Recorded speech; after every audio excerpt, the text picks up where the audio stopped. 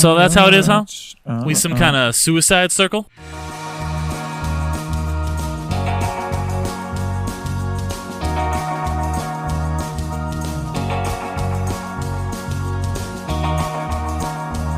Hey everybody, welcome to the Underrated Podcast, a podcast where we discuss films that we feel are underrated or perhaps underappreciated, or even ones that have just slipped under the radar, passing most people by. My name is Alan, and I have my homeboy over here to the left, Fred. What's good, everybody? Derek McDuff. What up? Ariel. Hello. And Sergio. What up, dog? Hi. All right. So, today we're going to be talking about Suicide Circle. A lovely, positive Also known topic as Suicide today. Club. Suicide Club, Suicide Circle. It's a Suicide Club in America. Or Jisastu Sakura. Or some shit like that. Misatsu Sakura. Or a No, movie, thank you. Or a movie that I think Mr. Rogers would recommend for everybody to watch. Yeah. Oh, hell yeah. It's the shit. So, came out back in 2001, has a 50% on Rotten Tomatoes. Directed by Sion Sono. And yeah, so this lovely little movie is about, surprisingly, suicide. What? Yeah. I would never guess from the title. Dude, Well, Suicide spoilers. Squad isn't about suicide, so you never know. Yeah, I thought it was going to be one Except of for those. the Mexican. Except for Slipknot, and he wasn't a suicide. He was Indian. It wasn't a suicide. He was just a American. man who could climb anything. He knew better. Mhm. Native American. Even better than Spider-Man. You can climb anything better than Spider-Man. Slipknot, the man who could climb anything. The man without fear of climbing anything. We're talking about Suicide Club, Yeah, Suicide so- Circle. We're talking about Suicide Squad now. So, And oh man, so pretty Okay. much the plot Oh, about this banger is a wave of suicides happen in Japan. Right. Kind of has a big old cold opening with the mass suicide in the Of like beginning with the train. 56? Like, yeah, like 54? 54. 54 54 confirmed 'cause- suicides. Confirmed because a train just goes right by She them. goes right through them. It's an amazing, gory scene. Mm-hmm. I mean, sad, but pretty fucking gory and sick. It was good. I liked it. I mean, I it's, loved it. everybody smiles on their faces right before they jump. Yeah. Itchy. That shit was Me, wild. Son, and then boom. Yeah, I was just like, what is this movie? Like, from the bat, it was kind of like, all right, I guess I know what I'm in for now. Mm-hmm. Yeah, that's right. I mean, I was surprised too when I found out it was about suicide. I mean, I'm telling you. But yeah, so Sergio, I know you have a couple things you wanted to say about it. oh yeah. Well, starting off with just the beginning gore. When we first saw that, it was kind of like, oh my god, that just happened, you know. But it really does. The thing about me that attracted me to this movie was the gore. Of course. Well, obviously, not okay. Well, the fact that the gore is like a big Low part, flying like plane, everybody. yeah. Apologize. There is a plane in our kitchen With the snakes on it. with snakes on it, and suicides. Damn. But the gore, I'm sorry, I get I off. keep forgetting there's suicides in that movie. I know. Thank you for reminding us. So there's suicides in this movie, and obviously going into a movie with suicides, you know that it's gonna have two things: one, gore, and two, suicides. But the thing is You that guys watching are this listening to our movie. expert commentary. But the thing about this movie was that it really like connected me with it was like the gore was just part of it, but also this movie really had a lot to say about. It had a lot of social and political commentary, which kind of made me really like hardened about it because it's like, damn, like this stuff does kind of like, and not that this kind of stuff happens every day, you know, but it's just a lot of the way that it handles it in our modern world. It just like really does kind of make you go, oh shit, you know, because the blood and gore is all nice and everything. Watching it's really entertaining, but seeing what it represents and what everything else, it's the things that aren't represented by gore. Oh my god. Damn, that was scary. But yeah, and then speaking of scares, this movie also is kind of spooky. But we're like going back to the gore. This is my like main take on it. While there is gore in it, it's what I took away from it was mainly psychological in its horror. It's very psychologically messed up from multiple accounts and multiple perspectives of people that go through this event, and it's just really like mentally made me think past the ending of the movie. Yeah. So for me, I felt like I wasn't able to watch this as consistently as I would. I pay attention as much as I would have because I was kind of like doing something while I was watching it. But for me, what the parts that I got and building off of Junior's analyzing of it is that I was very much impressed with the elements of this kind of like social commentary that existed in this movie, especially that this movie was made in early 2000s, and I think back then it was kind of like leading up to this kind of social commentary of kind of social media and things on the internet becoming an influencer on people, especially like youth people.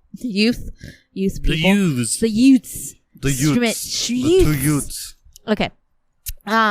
But yeah, it's become a lot more important in this day and age with the rise of social media and Instagram and all that. And it kind of, another kind of thing of that's popped up is those Momo kind of on all those creepy things that cause kids and influence kids into the doing fucking, that weird bird looking thing. Yeah. And so it's this so it's kind of become like this kind of like thing is now something that exists in real life, and where it's another reason why Japan is kind of like ahead of its time in sometimes in their movies. And yeah, so for me it was a very interesting take on this social mental commentary that exists even more now in society.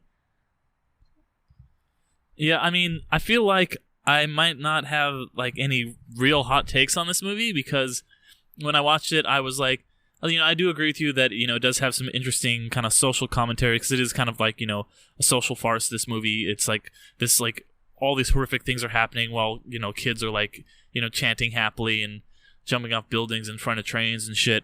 I didn't hate the movie. I didn't love it. I'm kind of, lukewarm on it.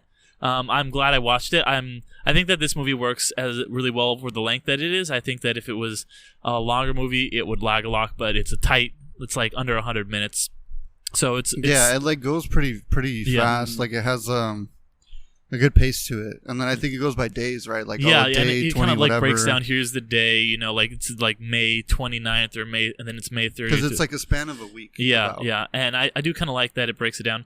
It is, like if you know horror movies, you're kind of like, okay, the beats it's going to hit. Like, it's even the stuff where it's like, okay, there's a band in the background that's very prominently featured that has nothing to do with anything. They're definitely doing some subliminal shit, because you've seen horror movies, that's the way it's going to go. And, like, there's that whole red herring thing. I'm like, okay. And even though, like, I knew just from watching so many movies, like, that's the way it was going to go, it was still entertaining. I kind of liked the way they did it.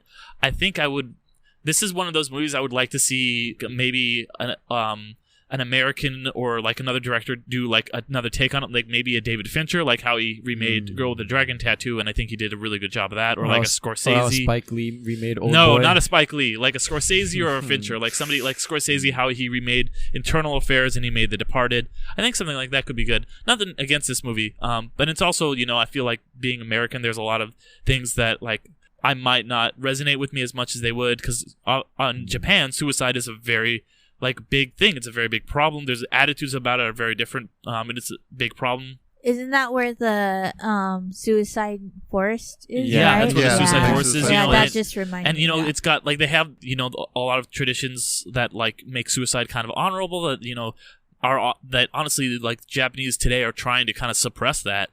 So I thought that it did touch on a lot of those in a very interesting manner.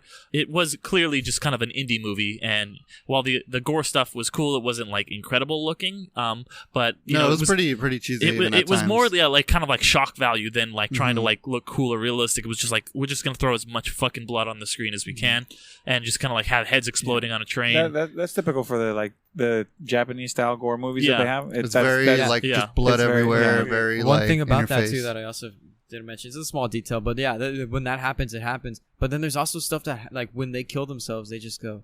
They're in a high-rise building, and there's a open window, and they okay bye, and then they fall, and it's totally silent. And that silence and that the fact you don't see it is so goddamn eerie. Yeah. It's so effective. So this that and this whole movie kind of reminded me of like this other Japanese manga that also has been turned into anime of this crazy ass story, and I guess this artist and this author makes these kind of crazy mind trippy stories that kind of stick with you. Ito? Is it The Mystery of Something Falls? Yeah, Junji Ito. He's fucking amazing. Yeah, He's an incredible mangaka. It very much reminded me of that genre and just of this kind of like that story. And I think another story is kind of, it plays on this idea of something drawing people to do these crazy things or this horrific things, like in the Mystery of what falls? Something Fault. Something I know what fault. you're talking about. Fault. That's yeah, it. because it's Not like a falls, mountain fault. and like there's It's just basically like these people are drawn to these human shaped holes and they get sucked in. Mm-hmm. And it's very much kind of like played on that of this idea of like just losing all sense of awareness and just being drawn and like captured into something, and for no apparent reason. It's not explained. And I do kind of like that stuff where, in like you were saying, like the social commentary about like, oh, like there's this like fad and like, you know, people are just kind of like following this band and there's this fad of suicides and people are kind of like falling into that, and I do like that whole aspect. Overall though, the movie, like there's nothing about this movie that I actively dislike, but it just you know, it was an enjoyable watch. I'm glad I watched it once. But there's nothing about it that makes me like want to write home necessarily about it. But I still respect it. Yeah, I've seen this movie before a long time ago, and then I watched it again, and the second time around, I guess you see it in a different light. You know, with things that are happening nowadays and things that are going on, you know, kind of gives you a different perspective when you watch it. But I mean, it's an interesting story. You know, you got these kids that are actually part of what's going on. The first 54 that jump off and suicide. Then you got the kids that, by almost copycat playing around in the high school on the roof, decide to jump off, and they're not part of it. They just jump, and then they all die. And then you have the officer that's dealing with this case on both sides, looking at everything. And then you know, almost like because of work and other stuff. And then there's the people in were there a hospital or something? The hospital people, those people were part of it. Yeah. Were part of the original. Like those were the dots. But the kids in the school were kind of like, they showed up on the dots I'm too. going to jump, and then they start kind of going, and then they jump off. I was mad that like one guy didn't want to jump, and then somebody else just grabbed him and threw him. I was like, I was pissed for that kid. I was like, that's not a suicide, that's a murder. Exactly, Good, but that's the point. Like they're not, like they're just doing it, and then you also have like the copycat that.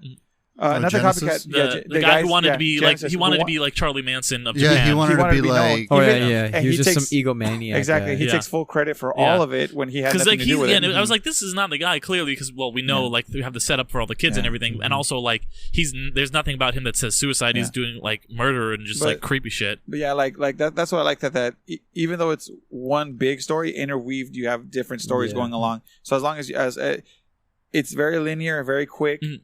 It doesn't have to chop it up in different parts. It just it goes through, but you see all these actors how they interact with each other, but at the same time they're doing their own little kind of storyline on it. Yeah. And at the very end is the girlfriend whose boyfriend jumps off, hits her. Mm-hmm. She wanted closure on why the hell he did it. That's how come she finds out about the singers and about the numbers, because she starts investigating his room, finally figures it all out, and goes through the process like he went through. Now, obviously, it ends. You don't know if she's going to kill herself or if it was just part of maybe her healing process. And I do like that this movie, it doesn't give you all the answers. It still leaves some things up there. And like, you know, we'll talk about Prometheus in another podcast. That's like a big thing in that movie too. But like, yeah, I like how there's a lot of kind of like dangling plot things, like unanswered mysteries. Yeah. There's some things that are still pretty mysterious about that you kind of have to like think about at the end of this movie. And I like that a lot. Yeah. I'm liking this movie more and more the more we're talking about it. The more you think about it, because it's definitely a movie you have to sit down and talk about. Because like, that's what it was made for. Honestly, it's to talk about it because it had something to say. It's not just like, it's not your typical kind of gory movie that you just sit down and watch and you're just enjoying it for the gore with the blood. It's actually if you really start looking into everything and you watch it thoroughly through, because like I said, I watched it the first time and it really like pulled me in when I saw it the first time. But then again, I was younger. I was in high school, and you know, when you're younger, those ideas of, you know, you hear, oh hey, when you're sad and suicide and all this stuff that you kind of hear about it. So maybe because I was there and you see these high school kids jump off and they're jumping off the buildings, and kind of like, you're like, oh shit, what's going on with this? And then all that stuff. So maybe at that time when I really, really watched it through, the second time I saw it, it was a little different. Like you take a different take, but at the same time, it still pulled me in. But you're noticing different things. Maybe this time on the side of the police officer with the kids instead of the youth, you're looking more on the adult side, on the other people that are the other side of the film. Mm-hmm. But yeah, I think it was good. I mean, I will say not for everybody. It's you know. It's definitely, yeah. I know my mom listens to this podcast. Don't watch this movie, Mom. Yeah, you won't like it. No, yeah, that's what I was gonna say. This is a little polarizing for some people. It might hit too close to home. It might be some weird stuff. Definitely. It's got some things like that. Yeah, especially like I said in this day and age, if you want to like have that aspect of things that are currently going on, then yeah, for sure watch it. But if you're kind of like sensitized and rightfully so, sensitive to those kind of things, then that's okay too. Yeah. Yeah, and can I say? I will say just one thing before you go, Alan. Oh no, go for it. Because it does. It reminds me a lot of kind of like suicide being a big issue in Japan. Like in America we have like shootings as being a big issue, and I think it's always a good idea to like put things out like this, even if not everybody's gonna watch it. It's good to put these things out, and I'm really upset that I don't know if you guys had heard that the movie it's called The Hunt. It just got canceled by Universal because of like the mass shootings and basically fucking. Is that one based on like the Mads Mikkelsen version? Like The Hunt? No. It's a Blumhouse, and it's written by Damon Lindelof. But it's got canceled because basically Trump tweeted like video games and movies are the reasons that we like are going through this. What was The Hunt about? It's basically kind of like a rich people hunting poor people. Oh. And Universal canceled it because of Trump's tweets. Because John Wick was almost the past already dealt with those issues. Oh shit! Yeah, no, but my point is, it's good. It's good to have these kind of movies out, and these movies aren't like nobody's gonna watch this. Like most people are not gonna watch this and be like, oh, I'm just gonna go fucking jump in front of a train. This is a movie that is about like dealing with these issues, and a lot of people want to like blame movies for these like things when it's actually these movies are like talking about the issues and not causing the issues, if that makes any sense. No, it does, of course. I mean, that's why we have art. We have art so people can look at it. Because, I mean, a lot of people, if you tell them, hey, don't do this, sometimes they don't listen. I mean, sometimes when it takes art, they look at it and they go, okay, they see it from a different perspective. Just like this. I mean, you can watch this movie and you can take it in for what it is. But, I mean, there are people who... there's fads, and people will be like, yeah, I'll join that fad. I mean, wasn't there like a whole fucking... What was it? It was like a blue whale thing? It was like there was a suicide thing. I don't know. But that is one of the political commentaries of the movie. A lot of the investigators and a lot of the people were trying to find, like, oh, something is causing this. So when they found that, like, Japanese Charlie Manson egomaniac cult dude taking credit for all of it, they were like, this is it. And then even in the end they're like, did we get the right guy? Yeah, it was kind of like that's part of that. That's like very similar. But, like, so that's why I think people want to find scapegoats. Yeah, but people I think that's why this things. movie is important to see, because it's not. I mean, obviously, yeah, they're sensitive to suicide, but it's not real. I mean, it goes deeper than that. That's like on the surface stuff. It's used as a vessel to say something a little bit more profound, which I think a lot of people need to see. That's something that could be applied to a lot of. Yeah, you're right. Like suicides compared, like for Japan or like school for like shootings in the U.S. But it still has that same like thing that could be applied to all civilized like communities in the world. So I think that's why that's what stayed with me. That's why I really like this movie a lot, because it's a foreign made movie. Not a lot of people in the U.S. have seen it. And yeah, at the first look, it's like a Japanese gore movie, but it's so much deeper than that. That's why I think it deserves to be on this podcast, because it has a lot more to say that's important than just that. Because this is your first time seeing it, right, for the podcast? Yes. Because I think me, Ariel, and you all watched it for the podcast for the first time. I was Alan's pick, and Alan and Fred had seen it before. Is that's right, guys? Yeah, because we're big fans of like those like Japanese gory movies. But on like you were saying, though, like the whole suicides. If when you watch it, some of them are pretty like sensationalized and kind of like just wacky. Like there's the one that always cracks me up. I mean, it's fucked up to say, but there's a one where they're like on top of the school, and you can totally tell like it's kind of a lower budget film. They probably put most of their money into the beginning, but it's the part where they jump off. Oh, no, I thought you were going to say it's the part where the one of the detectives is there, right? After he they sees jumped the up, ear? and he sees the ear, get the ear off the top. No, I'm like, how did that ear even fucking get up there? Yeah, and then he's like, yeah, he's just like no feeling, no emotion, Dude, nothing. He that's goes, another hey, comment. knock There's that an ear, ear. He's knock like, that there's ear. an ear. There's an ear. Can you Is get the that ear down? contrast of those? There's like so And then- many like Yeah. clashes of The crazy thing, commentary though, in hang this. on. The crazy thing is when he knocks the ear down, he's so like Desensitized. yeah, to it. desensitized, Yeah. not caring. That's- oh my Everybody God. downstairs It screams. screams. Yeah. Mm-hmm. He goes, hey man, can you just like hit that ear? Can you get that ear down so they can grab it, so they can collect it? And when they throw it, all the kids that are down there, you just hear this audible Kids, yell. yeah, Yeah. the kids seem like yeah. No, but I mean the death that made me laugh was like these two kids jump off. I think it's like two girls. They jump off, Yeah. and then the camera is inside of a classroom on the bottom floor. Oh, yeah. And then the blood squirts. Oh, out, yeah. but it Just like squirts a- like in a very like you can specific tell. way. Yeah. You can tell like they're like, all right, we're gonna drop the fake bodies, and then there's probably just two guys with like a blood cannon, just like, all right, shoot it up, because like the blood squirts completely away from them, like they land right in the middle, and then like the blood kind of squirts out like a firework Yeah. almost, like a triangle. Oh, That's like a part of that triangle. It's cheesiness, fucking yeah, that's hilarious, dude. It always makes me laugh. Mhm. But I mean, I think that's the point of it. Is like it has a message, but it also wants to let you know, like, hey, this is satire. This is like, Yeah, because it's Yeah. very cheesy. The acting is like Yeah. not great. You know, like it's definitely like they're not glorifying the suicide. yeah, at they're not all. glorifying it. If anything, they're trying to be like the whole message. And maybe of it. that's cool too, yeah, because like, hey, these guys are idiots. Laugh at their suicide. Yeah. Yeah. But then how would you guys feel about like recommending it to anybody, or like, because it's kind of a hard sell. I mean, yeah, it is. Well, you tell somebody, hey, I this is saw. a great satirical horror movie. People kill themselves all the time. It's fucking amazing. Like Can't honestly, really go like like when I that. was watching, like I sent you that gif of just like Steve Brule, like what the fuck? Because Yeah. like, when I was GIF, watching, I was like, GIF, what GIF. is this movie? Like, what is going on in this shit?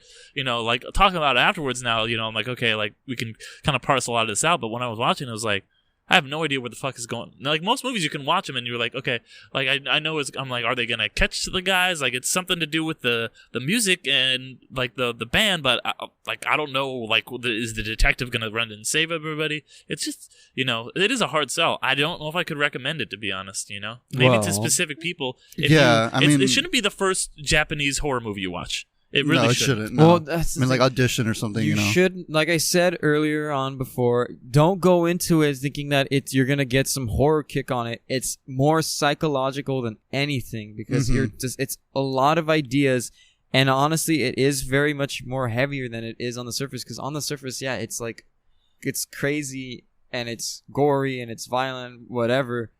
But you shouldn't go.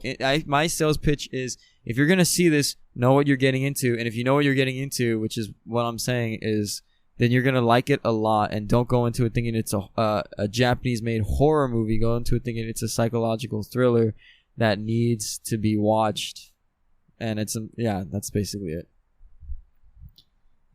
Yeah, for me, I would recommend it, especially if you like. It gives a really good, like I said before, commentary on the aspects of not just like people committing suicide or like why they would commit suicide and like society's influence on people on that choice, but also like with the story of the girlfriend, kind of what happens to the people that are affected of suicide after the event.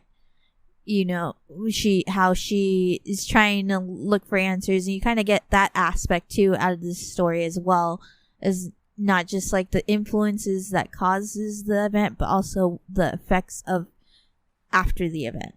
And so it's hidden behind the splatter of splatterpunk of the movie, the pretty splatterpunk much, yeah. of the movie, but it does have a kind of a deeper meaning that is just under the surface that I think people could benefit from. But yeah, of course, there is that barrier of being a Japanese movie for sure. And I think it still resonates today. I mean, like I said, the whole point of the movie is that people are killing each other because they're influenced by something, especially in an age now where Instagram influencers and there's all these memes like the Area 51 stuff and all that shit, and like the blue whale or whatever it was. Like I can still see, like, if you want something that kind of resonates on that kind of spectrum, I would recommend it. I mean, also, like, when I first heard of it, I was like, oh, it just sounds like a Japanese gory film, which Fred and I are fans of. Like we like watching Yeah. stuff like that. But at the same time, when I watched it, I had to like rewatch it again because I was like, "Whoa, this is way big." Like Sergio was saying, it's way bigger than you think it is. Yeah. Like there's a lot to think. And then even sitting and talking about it, I feel like you guys were saying you're like, oh, when you watch it, you're like, what the fuck? And then now that we're talking about it, we're like, oh shit, oh yeah, that's right. Oh yeah, that's right. Da, da, da, da. Yeah, it's really good to talk about. And we're saying Japanese a lot. Don't let that be a barrier to you and any other movie. Don't just watch movies that are made in the U.S. or by English speakers. I say go out and watch movies that are good movies made by anybody. Yeah. Language should not be a barrier. No. Okay. Yeah. Any last words? Well, you guys want to talk about why you think this movie isn't real? Like, it's kind of a cult hit in Japan, but like it only has a 50% on Rotten Tomatoes. I'd never heard of it. A lot of people don't really know this movie. It's why do you think that is? I gotta say, one maybe the subject matter. Two, because it's a foreign film and it's only subtitled, and it's probably not carried by a lot of people. It's a lot harder movie to kind of get your hands on. Yeah. I picked it up. I want to say I picked it up like at Fry's. Because Fry's carries Fry's a bunch had of a lot of stuff. carries a bunch of random stuff. But it was back in my when I had a kick on picking up like Tokyo Police Corps, like there was like Strange a brand. Circus. There was a brand that had movies from Japan, and they were called like Tokyo Midnight or something like that. Yeah, and it's supposed to be all these like midnight movies you watch that are gory and nasty. Machine Girl, Meatball Machine, and all Meatball that. Machine. Yeah, it was a bunch of those movies that we were watching, which I want to put all of those on this list. Those are all good. Oh fuck yeah! Yeah, Machine they're all Girl. good. But it's one of those things that as you kind of pick up one, you kind of see trailers in the movie for another movie, and then you just kind of go, well, now I got to watch that one. Now I got to watch this one. And you just kind of go down a rabbit hole, and then that movie pops out. And it might be something, like it's just American audiences just don't know about it until, someone like Itchy the Killer, which is now, like a famous movie. It's only now famous because 20 years ago, Quentin Tarantino's like, hey, you got to check out this movie. It's great. That's the one. That's Okay, the one, yeah, right? yeah. Itchy That the one actually Killer. got Yeah. Have you guys Prime. seen the prequel one? I saw the prequel. The prequel one's fucking crazy. I mean, the prequel one, I remember it, but it was like it felt like a novella. Oh yeah, it was novella. filmed real bad, like real cheesy, but it's just crazy. This movie has a prequel though, am I right? Because I saw something. Yeah, that's on what he was saying. Wikipedia. That there's a prequel to it. Which one? Is it good? To Itchy the Killer. Or Itchy the Killer. Oh yeah, sorry. To Suicide Circle. Yeah, it has a prequel, and then it has even a. Yeah. There's a manga. I think there's a manga that's I was reading about it on more Wikipedia. Concise. Have you read or watched either of those? No, I just before we started today, I was looking it up because I was like, I wonder if there's more. And yeah, I found that it was like Suicide Club, the complete edition, and it has like the prequel, and then it has like a better, like more questions are answered in a more concise way. Because this one, obviously, you have to watch it with like a fine-tooth comb almost to like pay attention to a lot of things, but. Yeah, apparently the manga has a better thing. Yeah, to well, it. I mean, it would make sense that they have more time to flesh out the story. Because the director wanted to make a trilogy. Oh, he did. Yeah, and he was like, so he was gonna do the prequel, and I guess just something happened with funding or something like that. And then I'm glad that they just decided that this movie does stand on its own. Mm-hmm. Yeah, so that's why when I watched it, I'm like, yeah, this does stand on its own. Mm-hmm. Yeah, and what was the question? I'm sorry, I forgot. Why would we? Do you think? Yeah, why do you think it is under rated at least in America and has not a great Rotten Tomatoes? And on follow up, do you guys think that the reputation might improve? Well, I guess to finish up on that, it might. I mean, it's a tough one. It's a subtitled movie. Sometimes people get turned off by that. But you know what though? I mean, nowadays everybody watches the fucking TV with subtitles. So well, no, it's true. Everyone's true. But, okay, but I'm just saying because it's an older style movie too. Like the way it's filmed, like it has a few things against it. I'm not saying that those are end all be all, but I'm saying will it get more popular than right now? I don't know. I don't think it will. I don't think it will. I think if people listen to this podcast and they go out of their way to do it. I mean, come on, guys. Listen to more episodes. Listen to the podcast. Tell all your friends. Yeah, tell all your friends. Be like, hey, they were talking about suicide. Tell your grandma.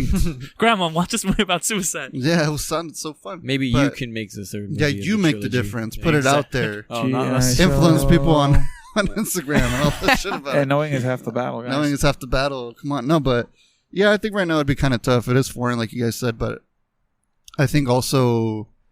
Maybe I think maybe it'll be one of those like Fred said, he found it at Fry's. It's one of those like kind of you look for it in the back of the store kind of thing, and you find it and you're like, all right, I might check it out. I think it might be a word of mouth thing. I'm pretty sure there are probably like some people who are fans of it and they pass it around at one point in time.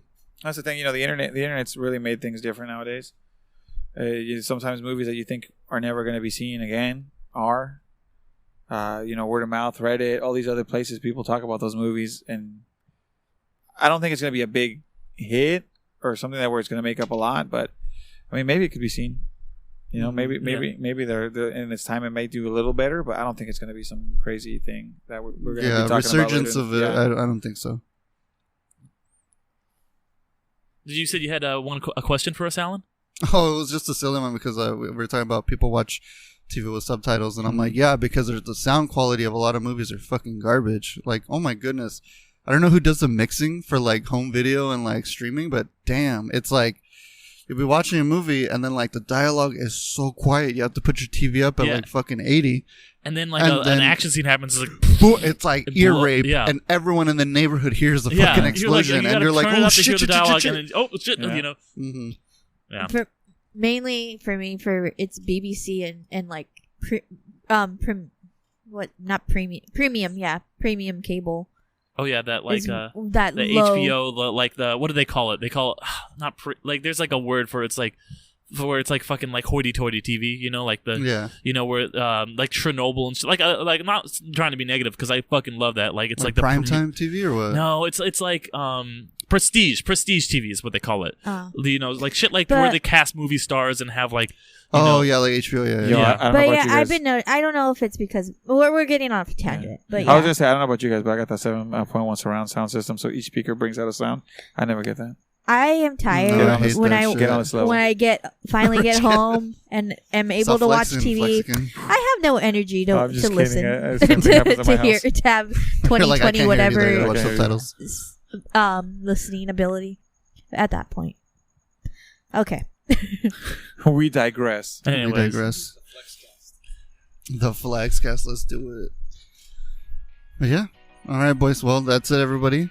Glad everybody enjoyed it, or up to an extent, but yeah, definitely give us a follow. Again, my name is Alan, and I'm with District 6 with my homie over here, Fred. Hey, I just want to put this out there. I've got a new Twitch stream that I'm doing, a new podcast, Discs and Chips. Go ahead and check that out whenever you guys have a chance. Yeah, and I am Derek McDuff. You guys can find some of my stuff online. I write, for websites like Watch Mojo. I do film reviews and top 10 stuff, and you can find me on Instagram at Derek's Photos. That's DERICKS_photos, or you can find me on Facebook at Derek's Films and Podcasts.